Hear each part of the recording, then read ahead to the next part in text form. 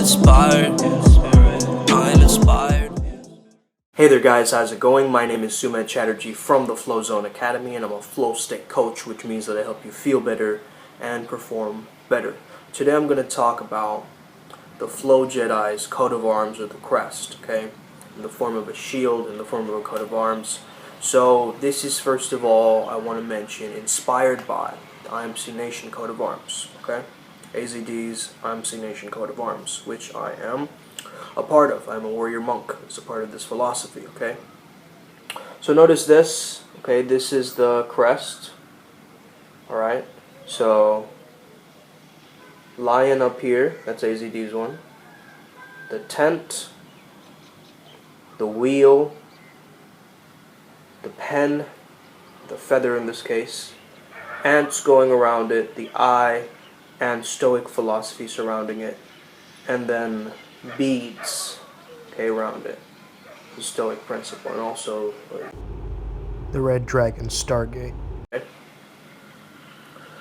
So the tent symbolizes the fact that you can put your head down anywhere, and wherever your head you lay down is your home. Wherever you look up, that is the ceiling, in the sky, or the stars. I really resonate with that philosophy because I've traveled a lot of my life, right? And I've noticed myself being this transient, vagabond type of character, right? In the sense of, I have understood how powerful it is to carry my home on my back and understand that home is all parts of me integrated. So that tent imagery is very powerful. Then of course we have the animal there, the wheel. The wheel represents turning of life, movement, putting it into action, right? Putting whatever you have into movement and motion and getting things moving. This is also a warrior art form, so understanding that. That's why the crest. The pen is there to write down your philosophy, to share your philosophy, to be able to will and manifest using your words, right? So abracadabra, I will create as I speak. The ants represent hard work, work ethic.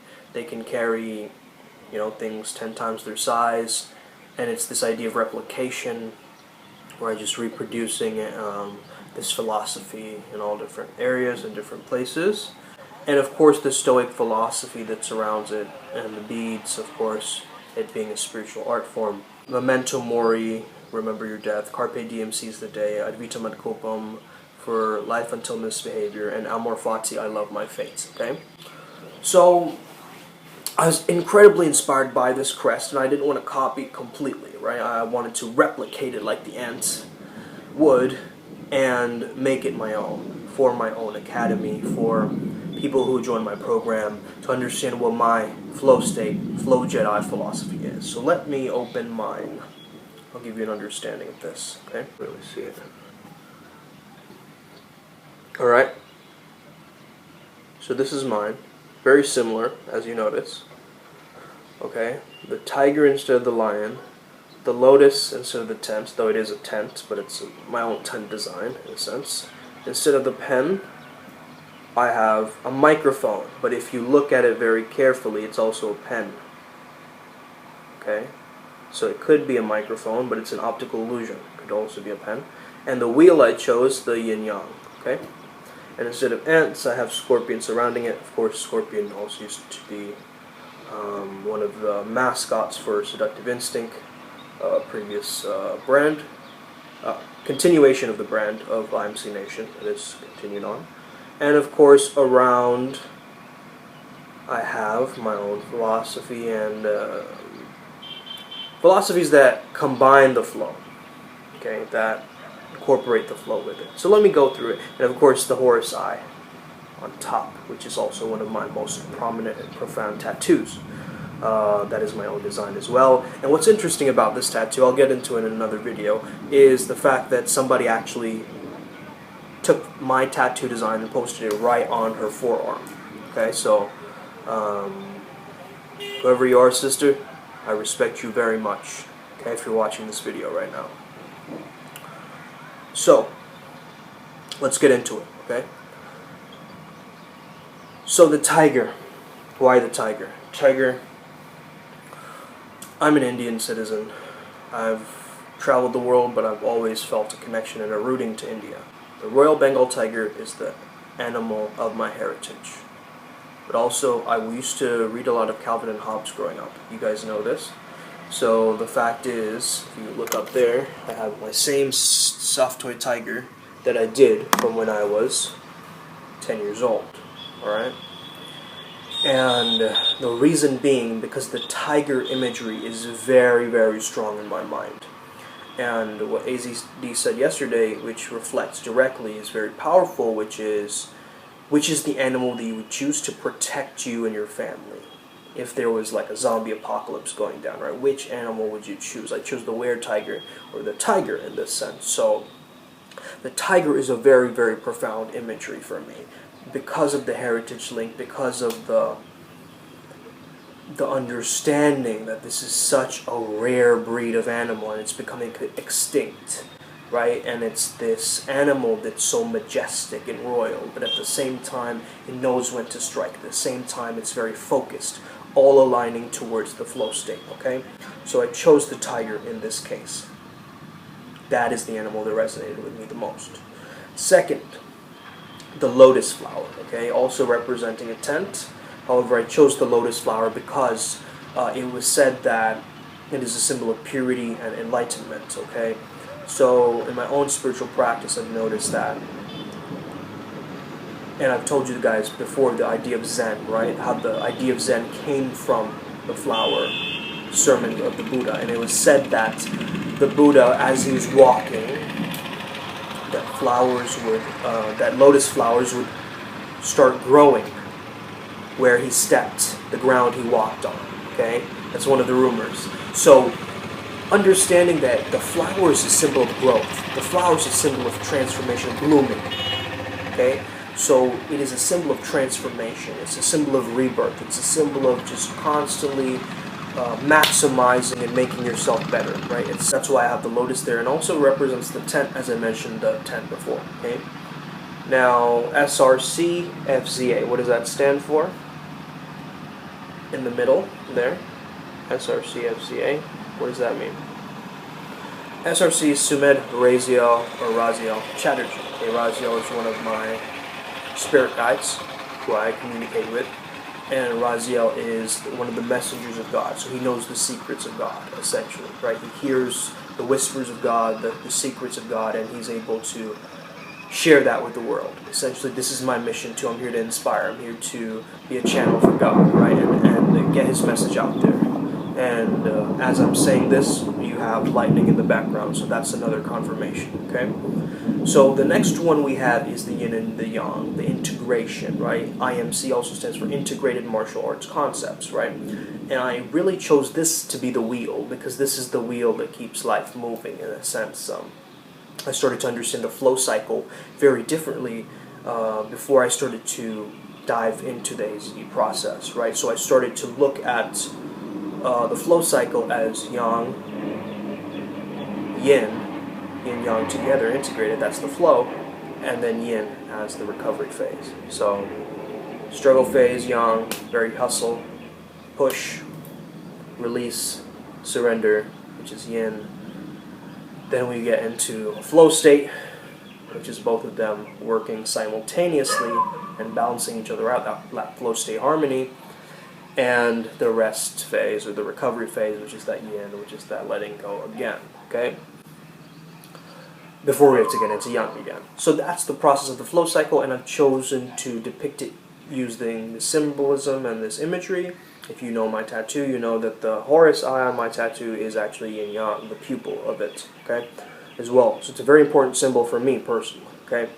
And I've noticed this idea of balance or polarity in everything that I do. Essentially, I try to look for where's the midpoint, where's the sweet spot. That's a big part of the flow state philosophy. Next, we have the microphone. The microphone is a very interesting one. As I was 9 years old, I used to get into rap battling on 8 Mile. I was very inspired by the mic, just holding the mic and understanding that the mic. I even have a picture of me in the back of one of my books I published called Voodoo. You'll see this. I had a flashlight that I pretended was a microphone with my mouth open like this. Right? And someone said, okay, he's catching flies, right? Why is he doing that? I remember back in the day, someone made fun of me for that. But anyway, the mic was just so symbolic because it is communication, right? Speech. I love to work with sounds and binaural entrainment and just speech and sound and audio. I record music, as you know, so the microphone is very symbolic. Now, I wanted the microphone to look in such a way that it also could be seen as somebody's writing something. You see the imagery of this mic, you'll notice that it's kind of like how someone's writing something, right? If you look at it like this. Like someone is writing an answer, someone is. But that's actually the tail of the mic. The mic tail, essentially. Okay, that's what I like to call it. The microphone represents communication, getting your word out there, spreading your message, similar to what the pen represents. It's a way that you will into the world. So in my case, I would speak it into existence, speak it into the world. I'm more of an audio visual learner rather than just a visual learner. Okay, although the scorpions, okay, the scorpion, as I mentioned earlier. I'm a Scorpio, alright, so maybe that's a little bit of my own edge into it. The Scorpio represents darkness, transformation, intensity, a sense of, sensuality, intelligence, all these things, right, combined into a mixture that is rendered and is there to cause mystery, right? It's the seeker of mysteries, and the scorpions attack, right? They sting, they have stingers, so they know when to strike at the right times, okay? So don't mess with the scorpion. Now, I chose the scorpion instead of the ant, though I do represent and I do respect the ant imagery. I think for me specifically, and the philosophy that I'm trying to create, it is much more of that scorpion pack energy, so that's why I chose that. The Eye of Horus, right, it's a symbol of whatever you put your attention on, that's where energy flows, right? So the Eye of Horus is the sky god, as you guys know. It is the sense of higher perspective. The all-seeing eye, or the Eye of Horus, is specifically known to overlook everything, right? It is the eye of God, essentially. It's the interpreter of your reality, right? We are always looking, right? This is the art of looking, and the observer in the video game of life, right? The awareness. So that's what I'd say the Horus eye represents, is that wherever you put your awareness, that is what will crystallize in your consciousness. That is what will make you the type of person that you want and prefer. Okay. May the flow be with you is there, of course, coming from Star Wars. May the Force be with you. I always say that at the end of my videos, as you guys know. Wu-Wei, which is a Taoist concept, as well as going into a little bit about Taoism. Well, Wu-Wei is the effortless effort of the action of non-action, right, as you guys know. Improvidas apto quod victum. Okay, I wanted to include some kind of Stoic relation into my crest. Because of the empowerment that I got from the IMC crest, right? And of course, Amor Fati, all of those things I still resonate with and believe in. Memento Mori, Amor Fati. Improvidas apto quod victum basically means improvise, adapt, and overcome. So I come from a theater background. I come from an improv background of speaking on the spot, freestyling, being able to just take whatever comes into my mind spontaneously and be able to riff on it and get into the rhythm of it. That is my style, that is the brand, that is the format. So improvidas apto quod victam, and it has the word victim in it because we are going against the victim mentality, but also victim obviously means to overcome.